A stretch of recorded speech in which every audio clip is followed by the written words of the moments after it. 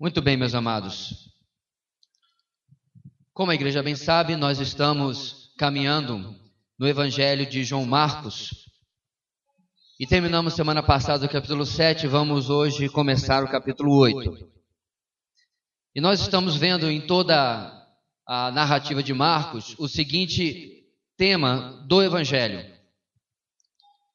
O servo de Deus traz salvação, resgatando o perdido ao oferecer a si mesmo em seu lugar, sendo obviamente este servo de Deus o Senhor Jesus. Ele traz salvação, resgatando o perdido ao oferecer a si mesmo em seu lugar. No texto de hoje, meus irmãos, nós vamos parecer um repeteco, porque como você bem sabe, aquilo que Jesus vai fazer no texto de hoje já é a segunda vez, inclusive no Evangelho de Marcos. E a partir daí, meus irmãos, nós vamos entender por que não apenas Jesus fez isso 2 vezes, mas porque Marcos registra para comunicar as verdades que ele planeja, construindo assim aquilo que ele vem nos ensinando no Evangelho de Marcos. Então, sem mais delongas, eu quero convidar você a ler o nosso texto de hoje, que começa no versículo 1 e vai até o versículo 26 do capítulo 8. Marcos 8, do 1 ao 26. Nesse texto hoje, a palavra de Deus vai nos falar a seguinte grande ideia. O servo de Deus alerta para a incredulidade diante dos fatos inquestionáveis sobre ele. O servo de Deus alerta para a incredulidade diante dos fatos inquestionáveis sobre ele. Vamos ler então, meus irmãos, a uma só voz, como temos feito nas últimas vezes, em todas as vezes, né? O versículo 1 até o versículo 26. Estamos juntos? Todos acharam? Amém? Um pouco de misericórdia, talvez? Não? Ok? Então diz assim a palavra do Senhor, todos nós juntos. Naqueles dias, outra vez reuniu-se uma grande multidão. Visto que não tinham nada para comer, Jesus chamou os seus discípulos e disse-lhes: Tenham compaixão desta multidão. Já faz 3 dias que eles estão comigo e nada têm para comer. Se eu os mandar para casa com fome, vão desfalecer no caminho, porque alguns deles vieram de longe. Os seus discípulos responderam: Onde, neste lugar deserto, poderia alguém conseguir pão suficiente para alimentá-los? Quantos pães vocês têm? Perguntou Jesus. 7, responderam eles. Ele ordenou à multidão que se assentasse no chão. Depois de tomar os 7 pães e dar graças, partiu-os e os entregou aos seus discípulos, para que os servissem à multidão, e eles o fizeram. Tinham também alguns peixes pequenos. Ele deu graças igualmente por eles, e disse aos discípulos que os distribuíssem. O povo comeu até se fartar. E ajuntaram 7 cestos cheios de pedaços que sobraram. Cerca de 4.000 homens estavam presentes, e tendo-os despedido, entrou no barco com seus discípulos e foi para a região da Dalmanuta. Os fariseus vieram e começaram a interrogar a Jesus. Para pô-lo à prova, pediram-lhe um sinal do céu. Ele suspirou profundamente e disse: Por que esta geração pede um sinal miraculoso? Eu lhes afirmo que nenhum sinal lhes será dado. Então se afastou deles, voltou para o barco e foi para o outro lado. Os discípulos haviam se esquecido de levar pão, a não ser um pão que tinham consigo no barco. Advertiu-os Jesus: Estejam atentos e tenham cuidado com o fermento dos fariseus e com o fermento de Herodes. E eles discutiam entre si, dizendo: É porque não temos pão. Percebendo a discussão, Jesus lhes perguntou: Por que vocês estão discutindo sobre não terem pão? Ainda não compreendem, nem percebem? O coração de vocês está endurecido? Vocês têm olhos, mas não veem? Têm ouvidos, mas não ouvem?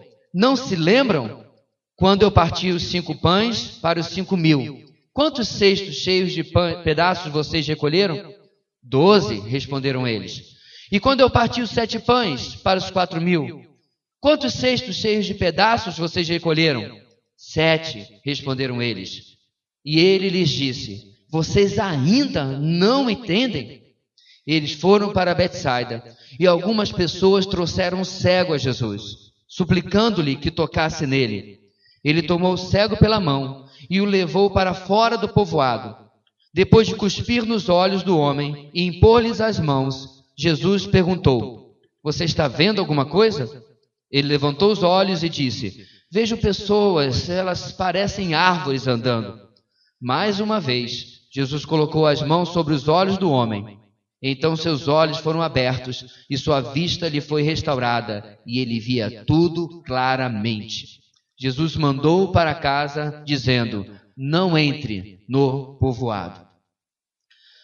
Amados, a mensagem de hoje, como eu disse, o servo de Deus vai nos alertar para a incredulidade diante dos fatos inquestionáveis sobre ele. E eu me identifiquei muito com essa mensagem no sentido de entender que é algo muito presente nos dias de hoje. Você vê as pessoas contemplando a natureza, mas acham que não há Deus. Você vê as pessoas buscando a Deus apenas quando tem uma necessidade, são respondidas, são abençoadas, ato contínuo, abandonam a Deus.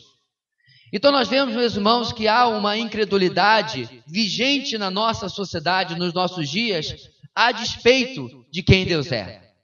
E essa incredulidade se manifesta também no fato de que as pessoas querem um Deus que na verdade é feito à sua própria imagem e semelhança.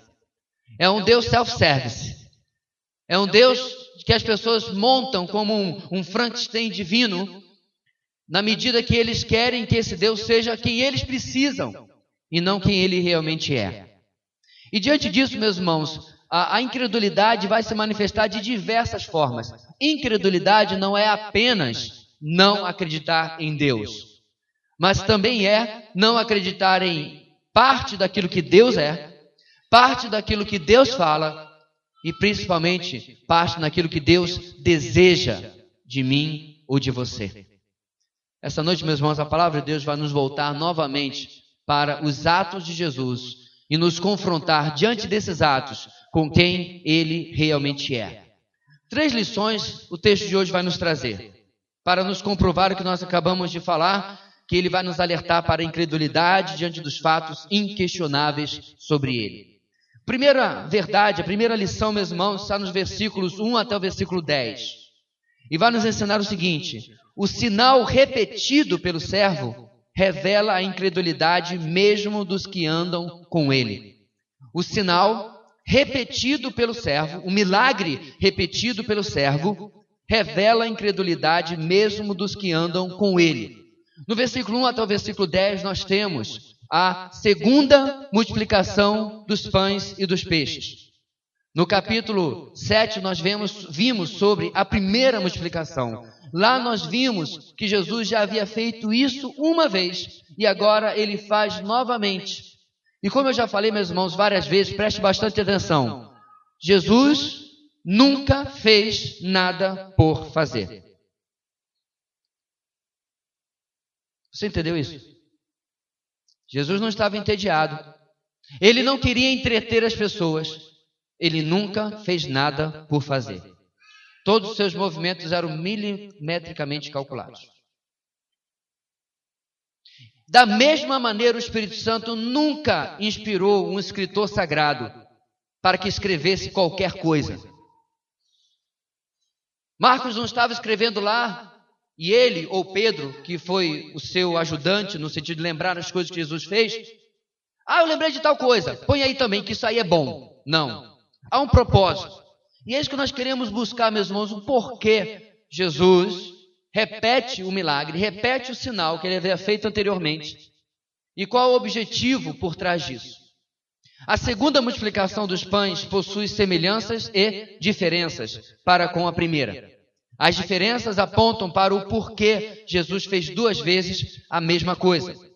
Mas antes, irmãos, vale destacar a habilidade de Jesus que, como um mestre, como um professor, repete a lição para que seus discípulos percebam por suas próprias atitudes se eles aprenderam ou não.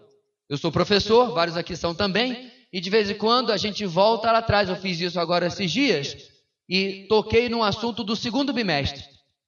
E um aluno, para minha alegria, só que não, disse assim: professor, nós vimos isso. Quis morrer. Repeti de propósito, para que eles percebessem que eles não estavam trabalhando, estudando a matéria como deveriam. Não tinham aprendido coisa do último bimestre. Que detalhe, sendo uma língua que nós estamos aprendendo, um idioma, ele vai continuar usando e vai fazer falta aquela peça para agora. Isso é um artifício, é um recurso de didática. Repetir para ver se a pessoa entendeu e, compreendendo se ela entendeu ou não, ela perceber se ela está seguindo ou não aquela lição que outrora havia sido ensinada. Na primeira vez, na primeira multiplicação, Jesus multiplica os pães para comprovar o seu ensino, mas também o seu cuidado para com as pessoas, em contraste com os líderes judeus, escribas, saduceus e fariseus. Isso nós vimos algumas mensagens atrás. Agora, Jesus é movido muito mais pela necessidade pura das pessoas. Afinal, elas estavam seguindo a Jesus por 3 dias, quando que na primeira multiplicação era apenas um dia. 3 dias estavam com Jesus, a fome estava apertando e isso incomoda o Senhor. No verso 4, fica a dica de que a motivação de Jesus estava também na lentidão dos discípulos em compreender quem ele era e tudo mais que eles estavam vivenciando ao andar com Jesus. Olha o que diz o versículo 4. Os seus discípulos responderam: onde? Neste lugar deserto, poderia alguém conseguir pão suficiente para alimentá-los? Meus irmãos, alguns dias ou semanas, o texto não diz exatamente, eles haviam presenciado Jesus pegar alguns pães e peixes e alimentar milhares de pessoas. E agora, numa situação que não tinha como não ver as semelhanças, o que eles fazem no versículo 4? Não tem como alimentar. Aonde vamos conseguir? Estamos num lugar deserto. Não tem supermercado, não tem uma vendinha, não tem nenhum ambulante aqui para a gente recorrer. Mas tinha Jesus. O multiplicador de pães e peixes estava do lado deles, na presença deles. E a ficha não havia caído. Aqui está, meus irmãos, o objetivo pelo qual Jesus repete o milagre, repete o sinal. Porque os seus discípulos eram lentos em compreender quem ele era e ao que este Messias havia chamado que eles participassem. Ainda bem que nós não somos assim. A lição que você aprendeu ano passado do Senhor, você aprendeu plenamente, você nunca mais errou. Será? Aquilo que o Senhor testou a sua vida alguns meses atrás, você disse: Senhor, ticado, lição aprendida. Nunca mais preciso passar por isso. Será? Perceba, meus irmãos, que a gente pode ser tão duro com os discípulos aqui, afinal de contas, o cenário estava na frente. Eu fico pensando, máquina do tempo, eu volto lá, aí eu estou presenciando 3 dias, minha fome também está apertando. Aí eu lembrava, ei, a primeira multiplicação dos pães e peixes acabou de acontecer algum tempo atrás. Eu aposto que ele vai fazer de novo. Irmãos, é isso que eu acho de mim. Mas é muito provável que se eu estivesse na mesma situação, da mesma maneira, eu ia dizer o que está no versículo 4. Porque o Senhor disse que ele estava com fome, que precisava ser alimentados, eu também diria, eu não olhe para mim, eu não tenho nada. Eu não tenho onde comprar, nem se tivéssemos dinheiro. Não temos o que fazer. Ou seja, o propósito do Senhor é revelar agora como que eles, andando com o Senhor já há bons meses, algumas fichas ainda não haviam caído. Meus irmãos, é importante nós lembrarmos que apesar de um ou outro novo convertido aqui, você não se converteu ontem. Nós temos uma caminhada com o Senhor. E alguns de nós, como esse que vos fala, vergonhosamente pode dizer que tem mais de 3 décadas andando com o Senhor. E de uma maneira muito mais grave do que os discípulos, eu tenho reincidido em coisas que eu já devia ser pós-doutor na caminhada com o Senhor. Eu tenho dito, com outras palavras, o conteúdo do versículo 4. Eu não sei o que fazer, não. Eu não sei como alimentar. Eu não sei onde comprar. Nós estamos no meio do deserto. Sendo que o Senhor Jesus está do meu lado, aquele que já havia feito antes e poderia fazer aquilo que era necessário novamente. Outra diferença do versículo 5 e 7 me chama a atenção é que diante da atitude dos discípulos, Jesus não conta a princípio mais com a participação deles. Ele mesmo toma a frente, manda a multidão se sentar, dá graças pelo alimento e já começa a fazer as coisas. Aí lá no finalzinho ele diz, agora vou incluir os discípulos. E ele pede que eles distribuam, depois que ele já tomou as providências de logística.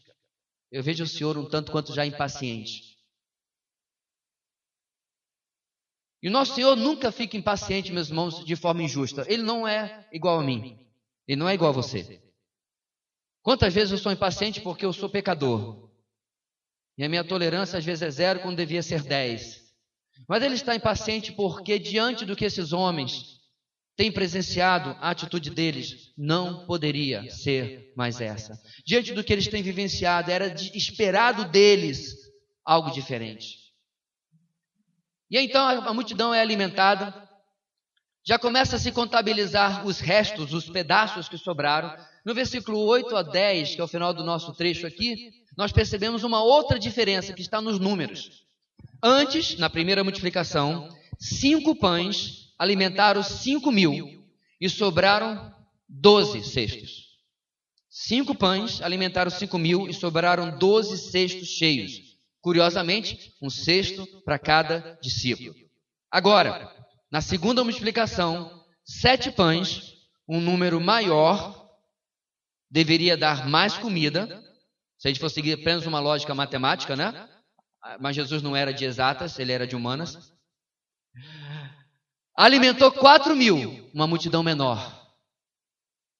Mas o último número também me chama a atenção. Sobraram apenas 7 cestos.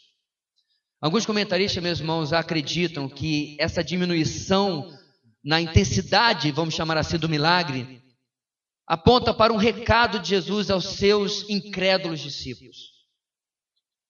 Perceba como eu vou fazer menos. Porque, meu irmão, Jesus poderia fazer o que sobrasse 1.000 cestos, 10.000 cestos. A questão aqui não é que a bateria de Jesus está descarregando.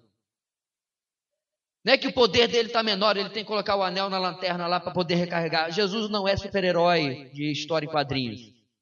Ele não está cansado. Nós estamos falando do Deus de todo o universo, ele podia fazer o que ele quisesse.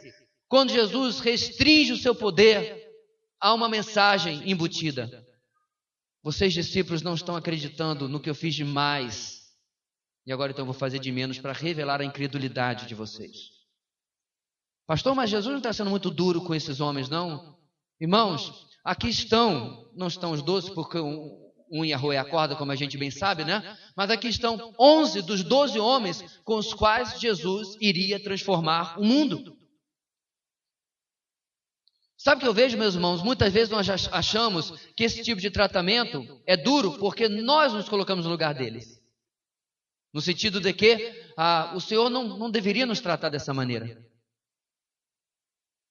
Ou muitas vezes nós temos uma atitude um pouquinho diferente. Não, tá certo, Senhor. Afinal de contas, esse pessoal aí é o teu bope. Com eles é dureza, caveira. Mas com a gente não, afinal de contas, quem sou eu? Sabe, irmãos? Ai de nós quando o Senhor diminui o padrão de tratar a mim e a você. Isso provavelmente significa que eu não tenho preparo algum para acompanhar as forças especiais de Deus. Que eu não resistiria. Ele sabe o meu limite está muito aquém daquilo que deveria estar. Percebam, meus irmãos, que a tribulação, o problema, a luta, o desafio de fé na nossa vida, não vem de um Deus sádico. Sabe como é que é? Não vem de um Deus que está lá no céu com uma lupa, queimando a gente com a luz do sol como formigas. Não.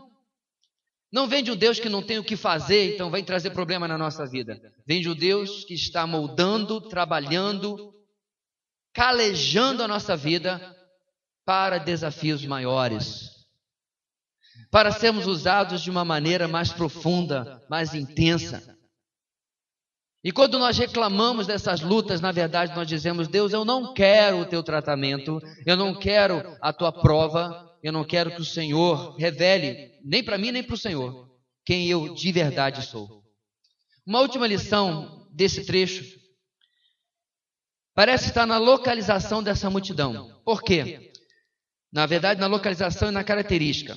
Jesus havia alimentado, na primeira multiplicação, os seus compatriotas judeus. Aquela multidão, quase com certeza, era toda composta de judeus, no primeiro texto.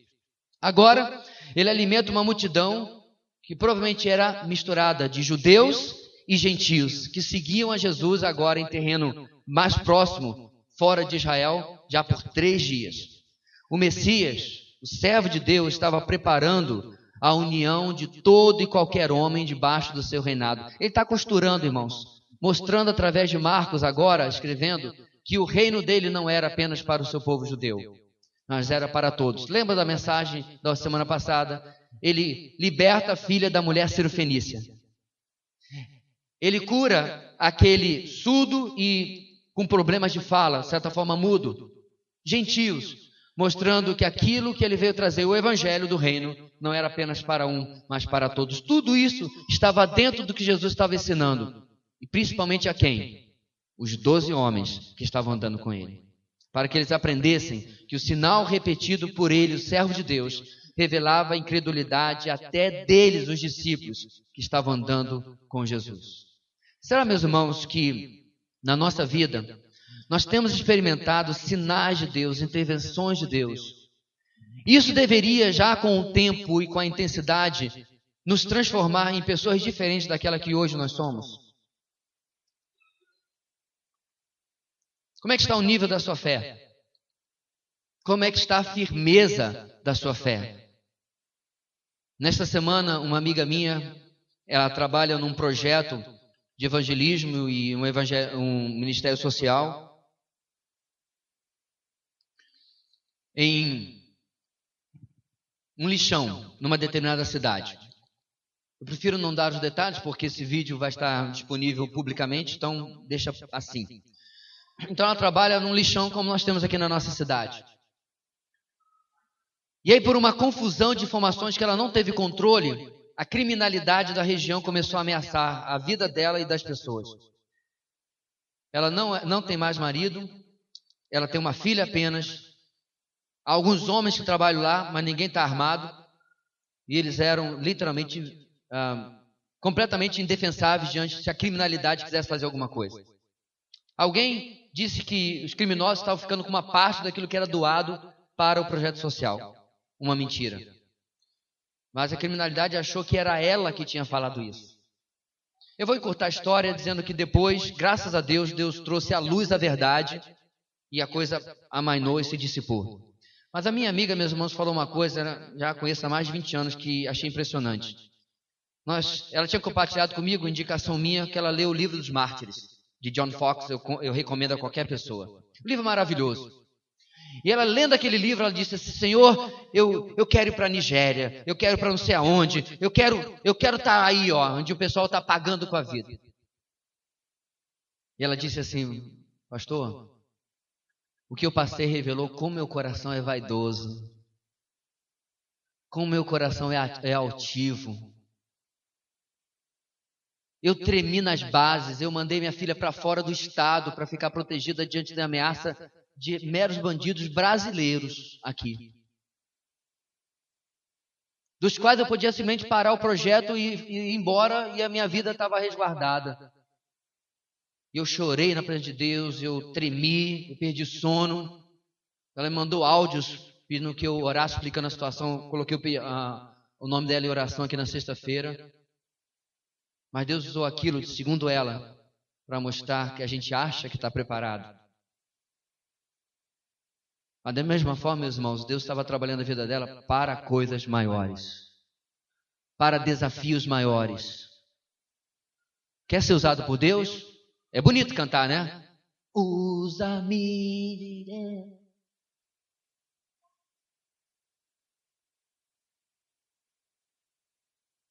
Eu já cansei de ouvir, meus irmãos, quantas pessoas me chamaram de doido por causa do projeto missionário que eu pretendo fazer no ano que vem. Ora bolas, usa-me ou não é? Usa-me, Senhor, mas só onde for tranquilo e calmo, de preferência no ar-condicionado. São as cláusulas de exceção que a gente coloca no uso que nós falamos a Deus. E os discípulos, irmãos, estavam sendo preparados para entender que não haveria cláusulas de exceção naquilo que Deus os estava chamando. E diante, meus irmãos, dessa teimosia de não entender, de não crer, da incredulidade deles, o texto continua no versículo 11 ao versículo 13. Algo interessante acontece porque entra em cena quem? Os arqui-inimigos de Jesus. Os sujeitos aparecem, parece que brotam do chão toda hora, né? Para perturbar a vida de Jesus, e cá estão os fariseus novamente. Em segundo lugar, meus irmãos, essa noite a palavra de Deus nos ensina o seguinte: o servo, Jesus, ignora a incredulidade teimosa diante de evidências inquestionáveis. Isso para nós, meus irmãos, é um soco no estômago. Porque veja bem, meus irmãos, não crer porque ainda não entendeu é uma coisa. Não crer quando a pessoa de Deus, a pessoa de Cristo está esparramada na nossa frente, especialmente em um país como o Brasil, é muito grave. E no nosso texto, a pessoa em questão, as pessoas são os fariseus.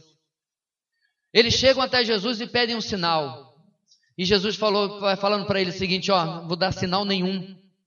Por quê? Porque vários sinais já haviam sido dados e feitos para esses homens. Eles não tinham interesse nenhum em que Jesus pudesse comprovar. Perceba, eles não chegam diante de Jesus agora para dizer: Senhor, olha só, nós pensamos bem, conversamos entre nós e decidimos o seguinte: se o Senhor fizer mais um sinalzinho, milagrezinho, a gente crê. Não é essa a atitude deles. Não é essa a motivação deles. Por que nós sabemos disso? Vamos para o texto. Jesus retorna para agora a costa oeste do lago. E novamente entra em confronto com os fariseus. Irmãos, percebam que o problema não é nem o questionamento, não são as perguntas. Na verdade, não é nem a dificuldade em acreditar. Diversas vezes Jesus encarou pessoas que tinham dificuldade de acreditar plenamente dele. Lembra daquele texto? Senhor, eu creio, ajuda-me na minha incredulidade. Parece um contrassenso, mas não é. É um homem sincero, quebrantado diante de Jesus. E disse: Senhor, eu entendi o que o Senhor me disse, mas eu estou numa luta tão grande aqui, me ajuda na minha incredulidade. Irmãos, isso o nosso Deus gosta. Transparência, onde nós mostramos a nossa fragilidade, onde nós mostramos o nosso desejo de que Ele nos alimente a fé, fortaleça a nossa fé. Mas não é isso que está acontecendo de jeito nenhum aqui. O problema reside na atitude deles. O texto diz: começaram a interrogar Jesus para pô-lo à prova. Quando eu li esse texto, meus irmãos, eu lembrei da passagem que o próprio Jesus diz a Satanás, lembrando o Antigo Testamento: não tentarás o Senhor teu Deus. Não se paga para ver com Deus, não se discute com Ele, nós não o pomos à prova. Essa atitude dos fariseus era inaceitável diante do Senhor, pois apontava para uma flagrante incredulidade e teimosia. Porque eles vinham com Jesus, levavam uma goleada, aí voltavam para Jerusalém. Passava um tempo, eles vinham de novo. Insistiam por outro lado, por outro ponto, por outro argumento. Levavam de novo uma goleada de argumentos de Jesus. Aí voltavam. E cá estavam eles de novo. E dessa vez Jesus dá um basta. Nessa ocasião, ele não se submete nem a responder e nem a fazer aquilo que eles estão pedindo. Agora, perceba na fala deles o uso da expressão sinal do céu. Não é à toa que isso está aqui. Primeiro, a ideia não era obter um sinal em si para aprovar a Jesus, mas na verdade para condená-lo. Por quê? Se ele fizesse alguma coisa, iriam criticá-lo ou condená-lo como um herege, como um blasfemo.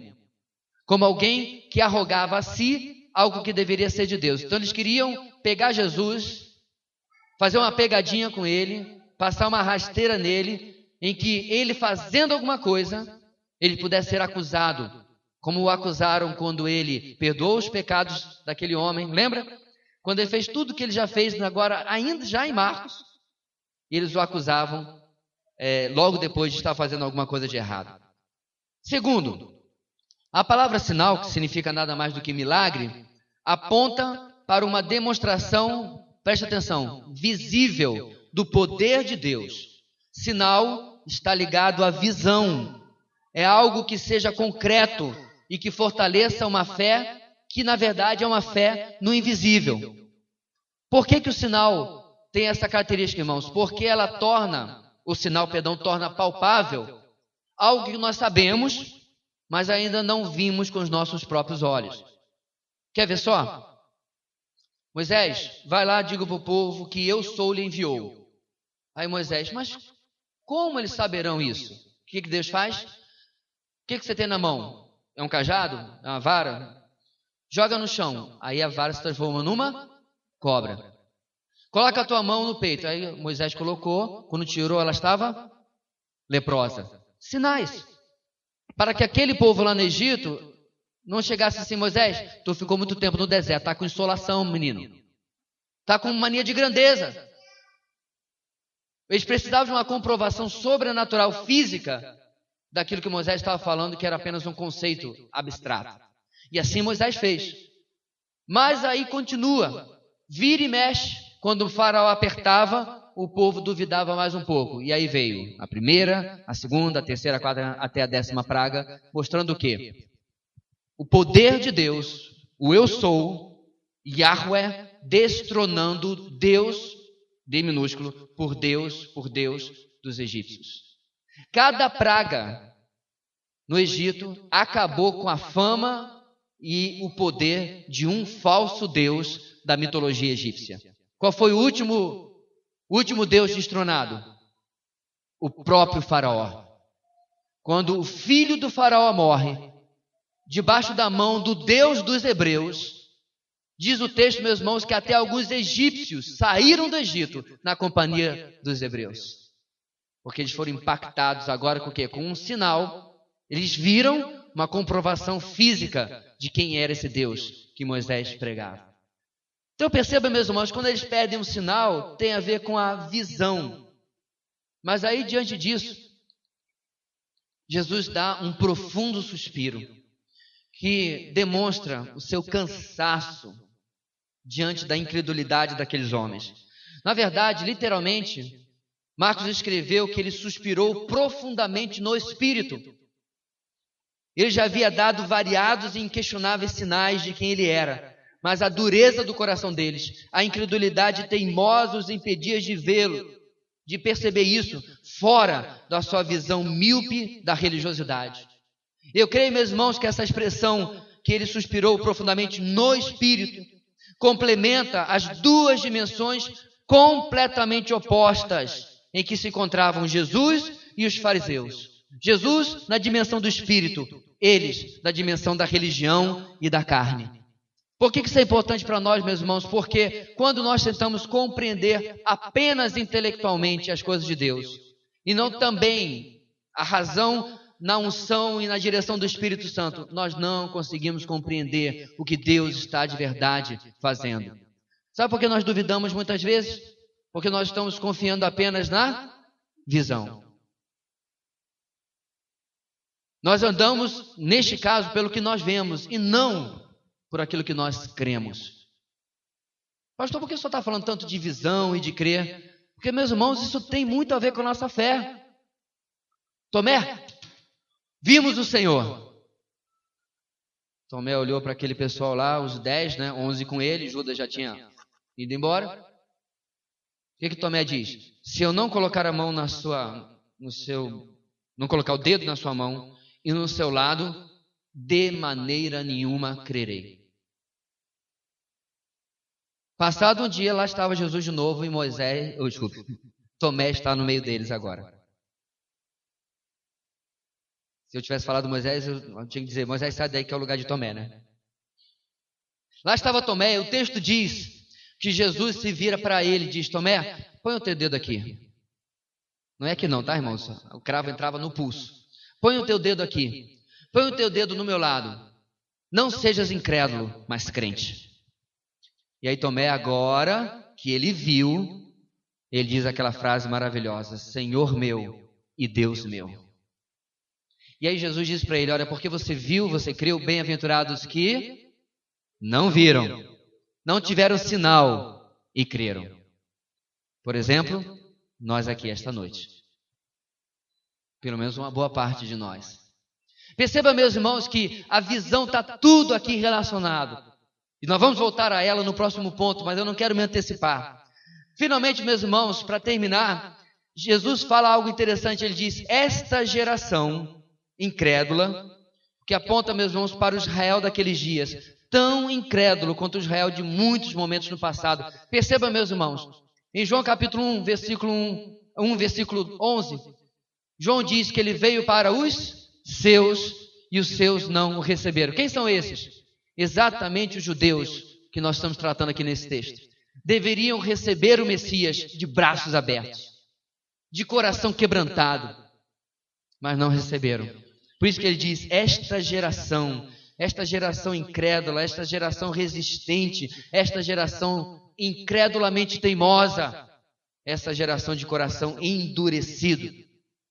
E, meus irmãos, a indignação de Jesus parece ser tanta que ele os deixa sozinhos, falando sozinhos, os abandona, versículo 13, e volta a cruzar o lago, agora para a região nordeste, e agora, a partir daí, ele encerra o seu ministério ali na região da Galileia.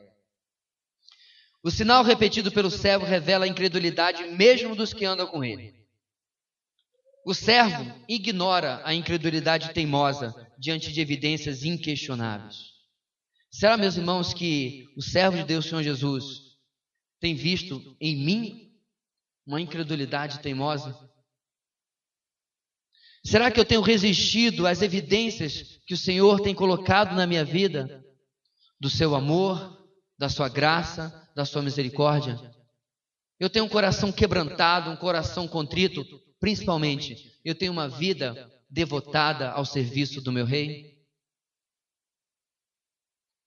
Ou apesar de tudo que o Senhor tem feito, falado, apesar de tudo até que eu tenho visto, eu continuo vivendo uma vida como se ele fosse um departamento, se me permitem, como se ele fosse um apêndice na minha vida.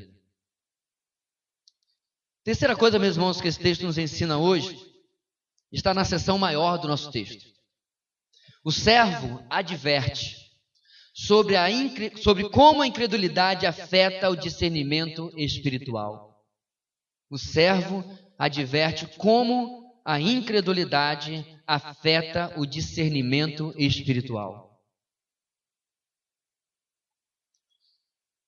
No resto do nosso texto, meus irmãos, nós vamos ter agora um diálogo de Jesus com os discípulos e depois, adivinha só, um sinal.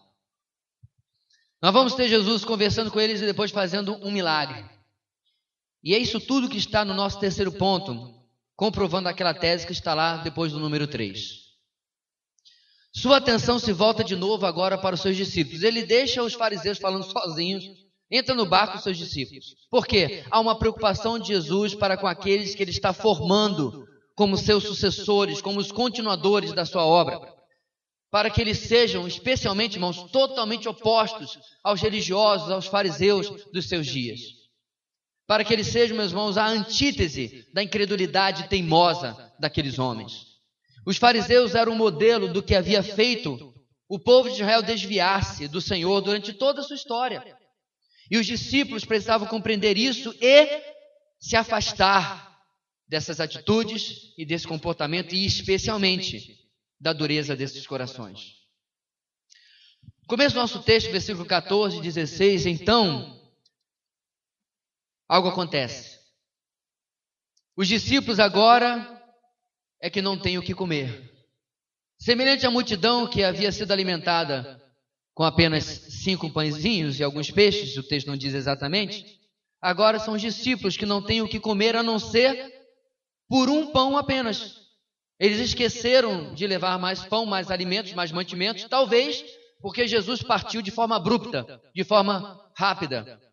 E aí quando eles vão olhar dentro das suas reservas, diz o texto que eles tinham apenas um pão para 13 pessoas, Jesus e os discípulos. Obviamente muito pouco. Mas aí, meus irmãos, Jesus aproveita essa situação E aí ele entra com uma afirmação que parece que não tem nada a ver. Sabe aquela pessoa que você está falando de alhos e ela entra com bugalhos? Você tem alguém assim na sua família? Que não avisa que vai virar curva? Que muda de assunto e você... nós estamos falando do quê mesmo? Mas, irmão, só parece. Jesus está pegando um gancho e ele está no mesmo assunto. O que ele fala? Estejam atentos e tenham cuidado com o fermento dos fariseus e com o fermento de Herodes. E aí os discípulos não entendem nada. Nós estamos falando que não tem o que comer, falando que tem um pão só, e ele vem filosofando aqui. Ele já entra com um assunto que parece que não tem nada a ver. A única ligação, meus irmãos, é fermento, é usado na massa do pão, é ou não é? E uma pessoa, meus irmãos, poderia pensar, pegou a dica? Entendeu o que o senhor está querendo falar aí? Ou no mínimo, eles poderiam dizer, não fala nada não, antes que a gente possa entender o que está rolando. Mas não é isso, meus irmãos, eles abrem a sua boca, a sua grande boca, e dão com a língua nos dentes. E eles falam, versículo 16, é porque não temos pão. Não entenderam nada. E diz, meus irmãos, o provérbio que até o tolo, quando se cala, é tido como sábio. Aparentemente, eles não lembraram desse provérbio nesse instante.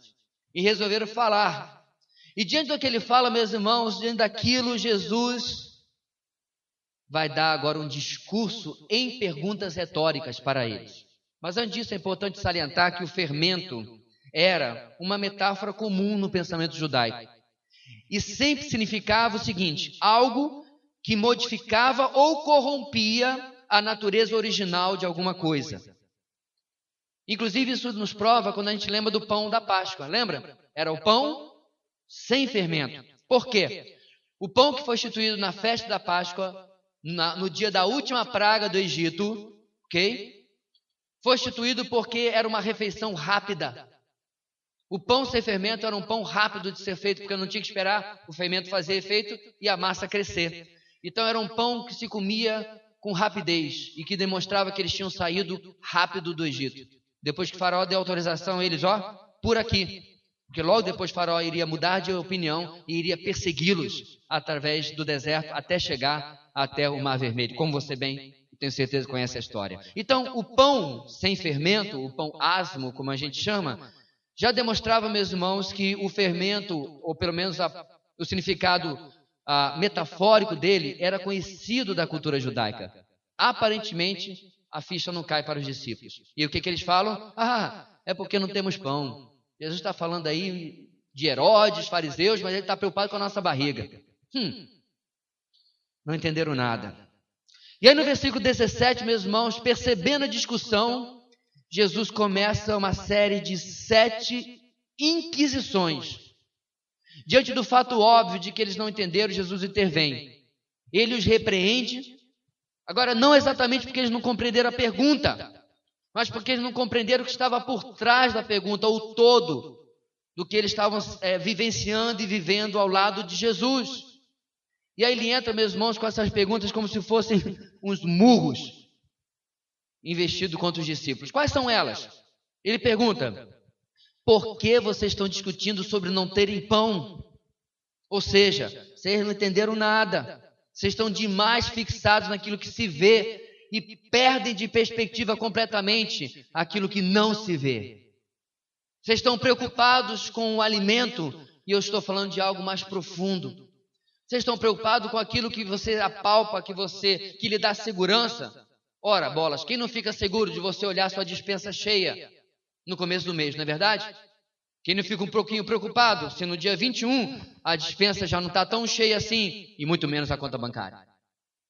Vocês se preocupam com aquilo que vê, estão perdendo de foco aquilo que não se vê, que é o que eu tenho tentado lhes ensinar em todos esses meses.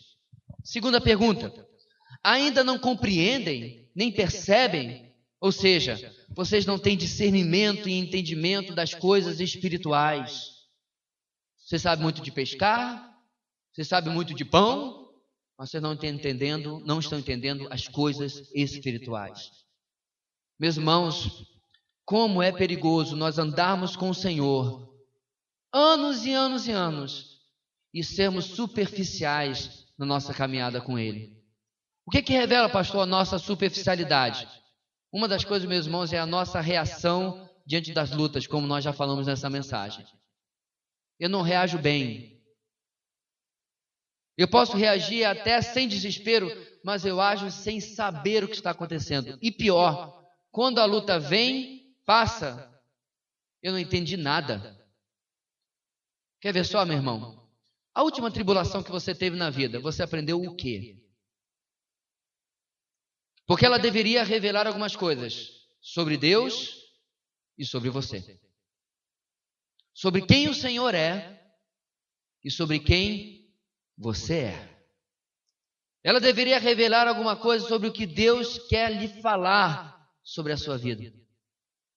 Como eu disse, meus irmãos, Deus não está no céu com uma lupa gigante apenas queimando formigas, nós. Ele não é um sádico. Ele faz, muitas vezes ele permite apenas porque ele está trabalhando alguma coisa na nossa vida. Terceira pergunta: o coração de vocês está endurecido? Essa pergunta doeu. Sabe por quê, meus irmãos? Na cabeça de qualquer judeu, ele viajou lá para o Antigo Testamento. Isso remete toda a história de Israel no passado, uma história inteira de dureza diante dos profetas de Deus, dos sinais de Deus. Um povo que presenciou tanto, mas não aprendeu quase nada. Pastor, o senhor está sendo muito duro. Eu estou? 10 pragas do Egito, o Mar Vermelho se abre, eles passam em terra seca. Uma coisa, meu irmão, é você ter que botar a galocha até aqui, lá no... Outra coisa é você passar no leito do Mar Vermelho, que outrora estava inundado e agora está em terra seca. Aí você vai para o deserto. Meus irmãos, não demorou semanas e o povo começou a murmurar. Não demorou mais um pouco, Moisés lá no monte, que pegava fogo e tinha trovões, eles fazem o bezerro de ouro. Preciso continuar? E o povo leva 40 anos e atravessa e toma posse da terra prometida e destitui nações mais poderosas que eles. E aí eles tomam posse da terra prometida, diz o texto de Juízes, tendo passado a geração de Josué. Levantou-se uma geração, o que diz lá? Que não conhecia o Senhor. E você vai me dizer, meus irmãos, que a história de Israel não é recheada de um povo de dura cerviz, de coração endurecido? E o que Jesus fala, meus irmãos, na sua última semana de vida? Jerusalém, Jerusalém, que matas os profetas. Quando Jesus vira para eles dizendo assim, o coração de vocês está endurecido, eles lembraram das passagens que no Antigo Testamento, através dos profetas, Deus falou a mesma coisa para o seu povo. A quarta pergunta: vocês têm olhos, mas não veem? Para quem não tem olhos espirituais, meus irmãos, mesmo que sejam com os físicos, os maiores sinais não significam nada. Lembra dos sinais agora? Eles estão presenciando ao lado de Jesus diversos sinais. Eu quero lembrar só umzinho. Mestre, acorda, nós vamos morrer. O mar está bravio, o barco é pequenininho e o Senhor dorme. Jesus levanta, dá uma limpada na remela, levanta a mão e acalma o mar. Lembra disso? São as mesmas pessoas que presenciaram aquilo. São as mesmas pessoas que presenciaram a primeira multiplicação dos pães. A segunda, que Jesus já vai citar já. E por isso ele diz, vocês têm olhos, mas vocês não veem. Próxima pergunta, vocês têm ouvidos, mas não ouvem. Horas e horas mais tarde, depois de ouvir a palavra de Deus, através de quem? Da própria palavra de Deus encarnada, parecia que eles não tinham ouvido absolutamente nada. Meus irmãos, isso para mim aqui foi também um enorme alerta. Quantas vezes você ouviu a palavra de Deus esta semana? Se você tem um costume de assistir e ouvir boas mensagens online, quantas você ouviu? Quantos livros você está lendo? Se você está fazendo isso tudo, parabéns, continue. Mas diga uma coisa, quanto disso eu e você temos praticado? Agora, por outro lado, meus irmãos, eu acredito que tem alguns crentes que pensam assim, eu não vou ler muito da Bíblia, porque vai que eu não pratico, né? Raciocínio completamente errado. Porque isso vai levar a sua vida a uma bancarrota espiritual, a uma falência espiritual, muito pior do que aquilo que você poderia estar vivendo se estivesse lendo, porque pelo menos a palavra de Deus ia confrontando você e lhe incomodando. Porque a palavra de Deus, meus irmãos, é a espada de 2 gumes, de 2 cortes, que ela penetra e você só tem uma alternativa: ou você para de lê-la, ou você vai ser confrontado por aquilo que ela está falando com você. Por isso nós recebemos de Deus a seguinte pergunta essa noite: vocês têm ouvidos, mas será que nós temos ouvido? E aí Jesus diz: não se lembram? Nessa pergunta parece que Jesus quer ajudá-los. Por quê? Porque no próximo versículo Jesus diz: quando eu parti os 5 pães para 5.000, quantos pedaços, quantos cestos vocês colheram? E aí eles responderam: 12. Quando eu parti os 7 pães para 4.000, quantos vocês recolheram? 7. Perceba que Jesus está tentando reativar a memória deles, meus irmãos, para que eles não esqueçam do que Deus fez na sua vida, ou na vida deles. O que eles presenciaram, o que eles viram e o que eles ouviram. Meu irmão, minha irmã, você pode não ter, como eu, mais de 3 décadas andando com o Senhor. Mas perceba, Salmo 78 diz: o que ouvimos e aprendemos, o que nos contaram os nossos pais, não esconderemos os nossos filhos. É verdade, temos que contar para os nossos filhos que grande Deus nós servimos. Mas sabe de uma coisa? Às vezes nós temos que contar a nós mesmos que grande Deus nós servimos.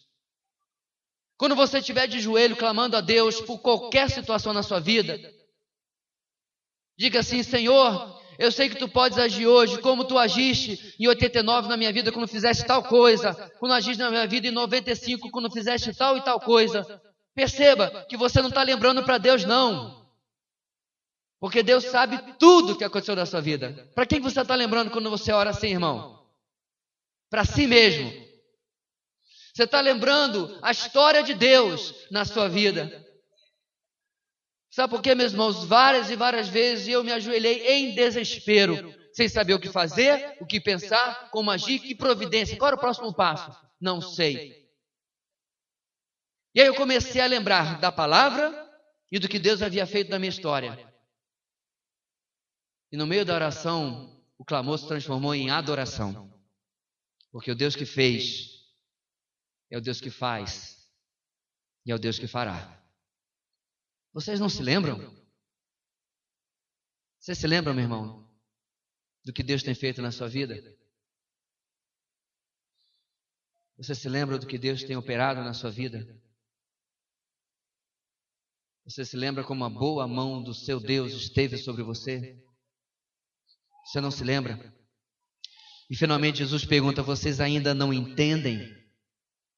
E então Jesus, irmãos, termina com essa 7ª e última pergunta.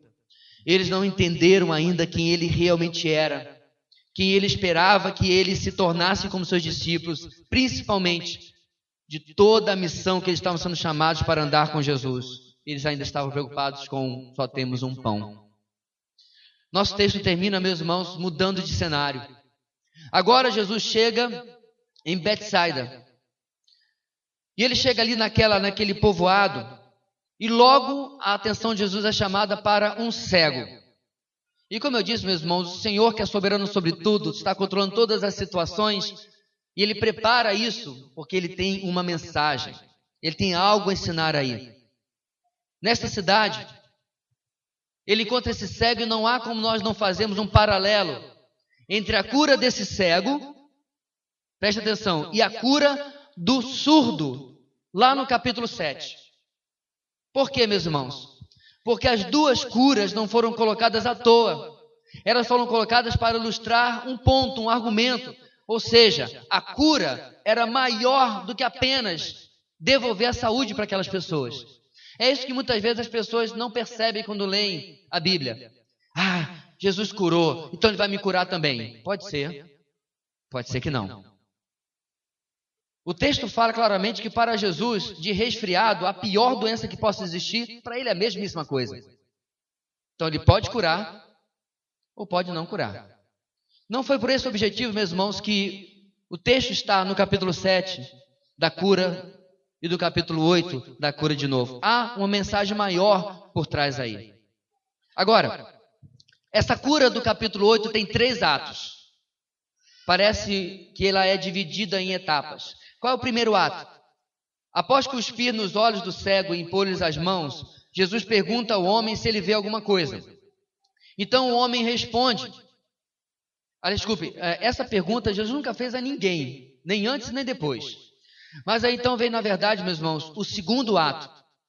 Jesus confere que o resultado é parcial, porque o homem responde: vejo pessoas, mas elas parecem árvores andando, ou seja, borrões, ele quis dizer. E aí vem o terceiro ato. Jesus toca novamente nos olhos dele e agora sua visão é restaurada de forma perfeita. Agora eu pergunto aos irmãos: a bateria de Jesus estava fraca? Será que o poder dele estava falhando? Será que ele tinha que botar o anel na lanterna para recarregar? Como eu disse, meus irmãos, nada, nenhuma letra, nenhuma vírgula na palavra de Deus é colocada por acaso. Por que Jesus faz isso? Qual é o significado? Jesus, na verdade, meus irmãos, está mandando uma mensagem, principalmente para quem? Ele tirou o cego do povoado. A multidão, o povo ficou lá. Ele está ali sozinho com os discípulos. A mensagem é para eles, para mostrar que há esperança para eles, que eventualmente eles vão conseguir enxergar o que agora para eles é apenas um borrão. O que agora para eles é apenas um entendimento limitado de quem é Jesus e da missão dele e da missão dos discípulos. Agora é só um borrão, mas eventualmente eles vão conseguir. Mas o significado ainda nos diz o seguinte: as duas curas são uma alusão a Isaías 35, versículo 5. O que é que diz lá? Então se abrirão os olhos dos cegos, check, versículo 8. E destamparão os ouvidos do surdo, check, capítulo 7. No capítulo 7, uma parte de Isaías, no capítulo 8, outra parte. E Jesus estava se revelando como quem? Anunciando que ele era o Messias esperado, que por meio dele as promessas e profecias do Antigo Testamento estavam se cumprindo e que muito mais do que ouvir e ver fisicamente, eles poderiam logo ouvir e ver as verdades do reino de Deus. Igreja, essa é a mesma coisa que o Senhor está fazendo hoje por nós. Não temos cegos, não temos surdos. E se o tivermos e Deus quiser curá-los, amém. Mas essa não é a questão. O ponto é que Deus está falando conosco hoje sobre a incredulidade da nossa surdez e da nossa cegueira. Em que às vezes Deus está agindo flagrantemente, explicitamente na nossa frente. E eu não consigo ver. E eu não consigo perceber o reino de Deus na minha frente. A cura do surdo e do mudo havia provocado admiração e louvores no capítulo 7. Lembra? Ele faz tudo muito bem. E agora, a cura do cego iria ser usada para pelo menos começar a abrir o entendimento dos discípulos. Mas esse é assunto para a semana que vem. Deus vai usar isso, irmãos, para começar a tirar a cegueira dos seus próprios discípulos, para que eles pudessem entender quem ele era. No texto que nós vimos hoje no finalzinho, o cego recebe um segundo toque, para que seu entendimento possa ser aberto. Será, meus irmãos, que diante disso o Senhor precisa de um segundo toque no nosso entendimento teimoso e incrédulo para que nós possamos ver também? Será que esta semana, diante da palavra de Deus, você viu as verdades de Deus como se fossem árvores andando de forma nebulosa? Será que no olho do furacão, da tribulação, do problema, você tem dificuldade de conseguir ouvir a voz de Deus, enxergar a ação de Deus e confiar em Deus? Perceba, meus irmãos, que nessa noite o Senhor nos traz um alerta muito importante para que a incredulidade nossa seja confrontada com os fatos inquestionáveis do nosso Deus. Quer ter sua fé fortalecida? Lembre-se. Lembre-se de quem é o Deus que nós servimos. Hoje, como eu compartilhei com a igreja, um colega de ministério pastor foi demitido. Mora numa cidade que não é a sua, num estado que ele não tem um parente sequer. Ele tem esposa e uma filhinha pequena. E ali no nosso grupo de pastores, onde nós nos pastoreamos, nós conversamos, ele confidenciou o seu coração e disse: irmãos, estou com medo. E ali nós escrevemos, gravamos áudios, citamos a palavra de Deus, nos colocamos no lugar dele, como ele foi injustiçado por algo que ele fez de certo para com a igreja. E um dos colegas falou uma coisa interessante: irmão, talvez nesse momento você está lendo tudo isso, ele estava agradecendo, muito obrigado pelas palavras, mas boa parte disso não está caindo a ficha, você está no olho do furacão. E aí ele disse: acalma o teu coração e veja o livramento de Deus. Meu irmão, acalma o teu coração.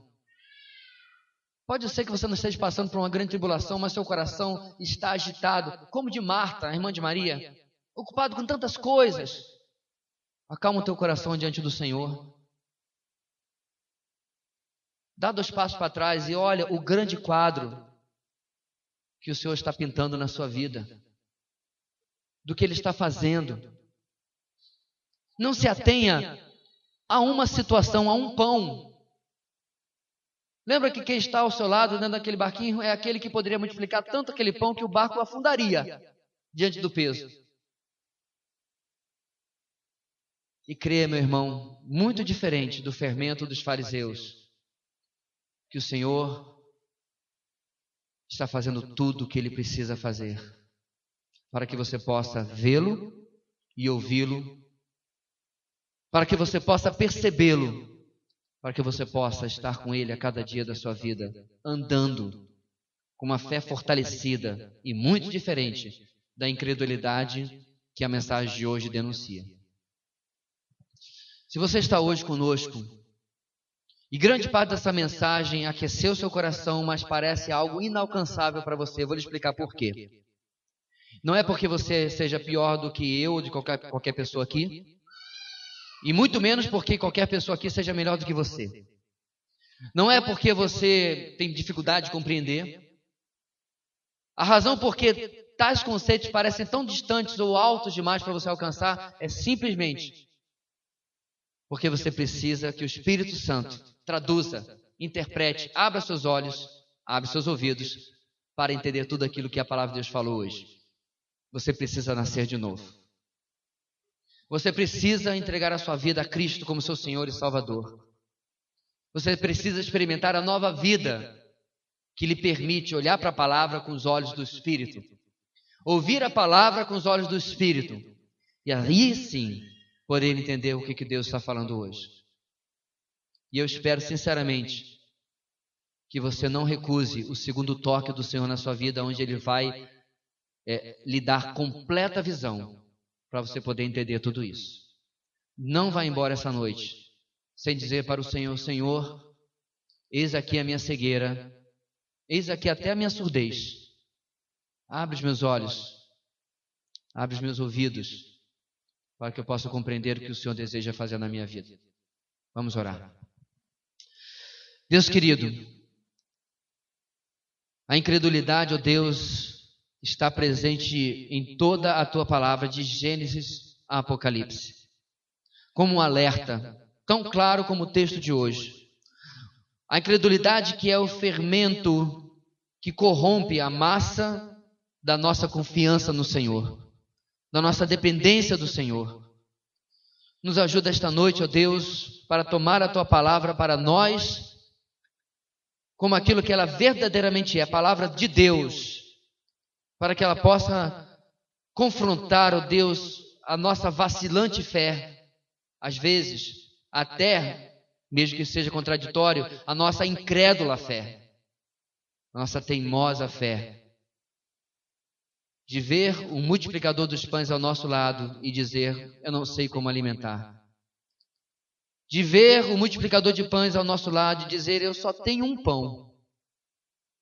De não conseguir ouvir, ver ou enxergar as Tuas maravilhosas verdades.